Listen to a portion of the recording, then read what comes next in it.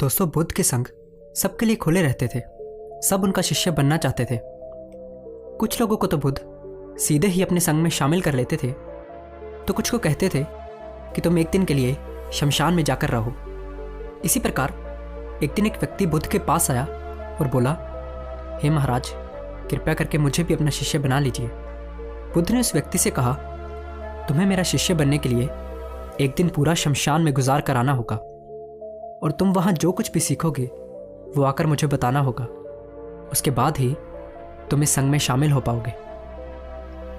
ये सुनकर वह व्यक्ति घबरा गया। उसने बुद्ध से कहा, दिन में तो ठीक है, लेकिन रात में शमशान में रहना खतरनाक है। बुद्ध ने उस व्यक्ति से पूछा, कैसा खतरा? उस व्यक्ति ने जवाब दिया, वहां भूत प्रेत होंगे जो मुझे पकड़ लेंगे। बुद्ध ने उस व्यक्ति से कहा, क्या तुमने कभी भूत प्रेत देखे हैं? उस व्यक्ति ने कहा, नहीं, पर मैंने सुना है और कुछ लोगों को देखा है जिनमें भूत प्रेत आ जाते हैं और वह अजीब अजीब सी हरकतें करते हैं। बुद्ध ने उस व्यक्ति से कहा, फिर तो तुम्हारे पास सुनहरा मौका है ये जानने का कि भूत प्रेत होते हैं या नहीं। तुम वहाँ एक रात गुजारो और फिर विश्लेषण करके मुझे बताना कि भूत प्रेत होते हैं या नहीं। अगर तुम्हें वो मिल जाएं तो तुम उनका विश्लेषण करना कि वो कैसे होते हैं, और अगर नहीं मिले तो तुम ये तो जान ही जाओगे कि भूत प्रेत जैसी कोई चीज़ नहीं होती। बस तुम घबराना मत, वहाँ जो भी घटना होगी तुम मुझे आकर बताना।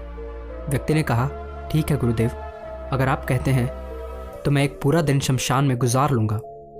बुद्ध ने कहा, ठीक है, अभी तुम आश्रम में आराम करो और कल सुबह ही शमशान के लिए निकल जाना। बुद्ध ने अपने 4 शिष्यों को कहा कि ये व्यक्ति कल शमशान जाएगा, तुम उसके पीछे जाना और उस पर नज़र रखना, उसका ध्यान रखना, लेकिन याद रहे इस बात का उसे पता नहीं चलना चाहिए कि तुम उसका पीछा कर रहे हो। अगले दिन वह व्यक्ति बुद्ध के पास गया और बोला, जैसा आपने कहा था मैं शमशान के लिए निकल रहा हूँ। बुद्ध ने उस व्यक्ति से कहा, ठीक है, अब तुम जा सकते हो। वो व्यक्ति शमशान के लिए निकल गया और एक पूरा दिन शमशान में गुजारने के बाद अगले दिन वो बुद्ध के पास आया। बुद्ध उसे देख मुस्कुराए और बोले कि तुम एक पूरा दिन शमशान में गुजार कर आए हो, तुमने वहाँ क्या देखा और क्या सीखा? व्यक्ति ने कहा, मैं वहाँ सुबह सुबह पहुँच गया। कुछ देर बाद मैंने देखा कि कुछ लोग एक अर्थी लेकर आ रहे हैं। कुछ लोग सामान्य थे तो कुछ लोग बेहद खुश थे। वो कह रहे थे कि इस व्यक्ति ने अच्छे कर्म किए हैं, ये बहुत किस्मत वाला है। उस बुजुर्ग के बेटे ने अपने पिता की चिता को अग्नि दी। वो कुछ देर वहाँ खड़े रहे। उसके बाद एक एक करके सब लोग जाने लगे। थोड़ी देर बाद वहाँ 2 और अर्थियाँ आईं, जिसमें एक अर्थी एक अमीर व्यक्ति की थी जो बहुत सजी धजी थी। उसमें बहुत सारे लोग थे, जबकि दूसरी एक गरीब व्यक्ति की थी जो बहुत साधारण थी और उसमें कुछ ही लोग थे। अमीर व्यक्ति की चिता चंदन की लकड़ी पर जलाई गई, जबकि गरीब व्यक्ति की साधारण लकड़ी पर। पहले अमीर व्यक्ति की चिता को जलाया गया क्योंकि वो अमीर था, और बाद में गरीब व्यक्ति की। थोड़ी देर बाद दोनों की चिताओं को जला दिया गया और सभी लोग वहाँ से चले गए, लेकिन मैं वहीं खड़ा उसे देखता रहा। बुद्ध ने कहा, तुमने उनकी चिता को देखकर क्या समझा? व्यक्ति ने कहा, दोनों की चिता एक समान थी। दोनों के शरीर उस चिता में जल भी एक जैसे ही रहे थे। उसके बाद वो दोनों जलकर राख बन गए और अंतिम में जो बचा वो भी एक जैसा ही था, उसमें कुछ अलग नहीं था। हे बुद्ध, उसके बाद वहाँ एक स्त्री की अर्थी आई। उस स्त्री का पति बेहद दुखी था और वहाँ आए सभी लोग भी काफ़ी दुखी थे। वो सभी उसके पति को दिलासा दे रहे थे। उसमें मैंने देखा कि बहुत लोग काफ़ी ज्ञानी थे जो बहुत ज्ञान की बातें कर रहे थे। वो सब महाज्ञानी बोल रहे थे कि यहाँ तो एक दिन सबको आना ही है। जीवन हमें ज्ञानता और परोपकार से जीना चाहिए, किसी को भी कभी कष्ट नहीं देना चाहिए। धन के पीछे भागकर कुछ नहीं होता, अंत में तो हम सबको शमशान में ही आना होता है। उसके बाद वहाँ कोई नहीं आया और मैं पूरी रात वहाँ रहा और अगली सुबह आपके पास आ गया। बुद्ध ने पूछा, क्या तुम्हें वहाँ कोई भूत प्रेत दिखा? व्यक्ति ने कहा, नहीं, मुझे वहाँ कोई भूत प्रेत नहीं दिखा।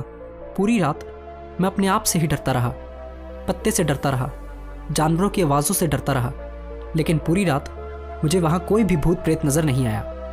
बुद्ध ने इस व्यक्ति से कहा, ठीक है, अब तुम जाओ और आश्रम में आराम करो। कल फिर एक दिन के लिए तुम्हें शमशान में जाना होगा। वो व्यक्ति ये सुनकर बोला, आप कैसी बातें कर रहे हैं?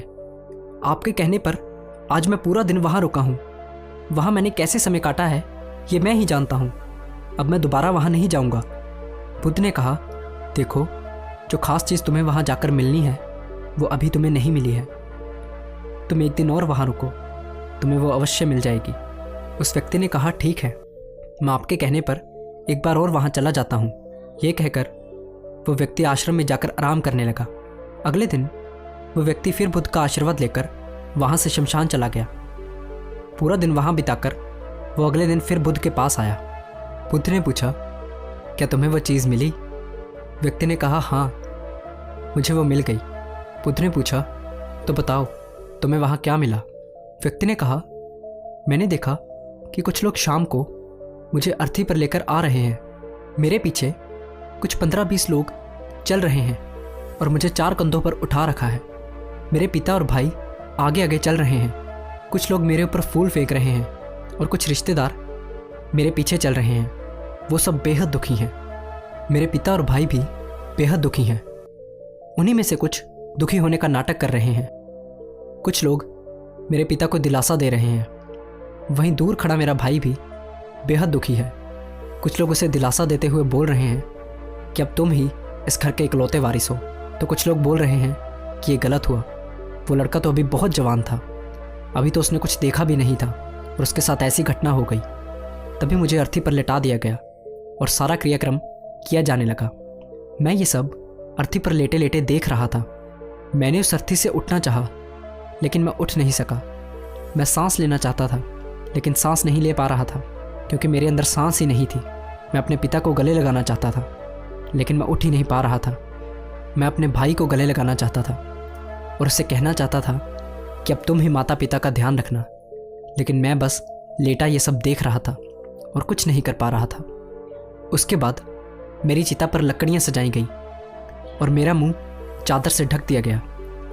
मुझे अब उस चादर के बाहर कुछ भी दिखाई नहीं दे रहा था। फिर उसके बाद मुझे गर्मी महसूस होने लगी। फिर मैंने देखा कि मुझे जलाया जा रहा है। मेरे हाथ पैर जलने लगे हैं। मेरी हड्डियाँ, खाल सब जलने लग रहा था। धीरे धीरे अग्नि और ज़्यादा बढ़ गई। मैं वहाँ से उठना चाहता था। मेरा दम घुट रहा था।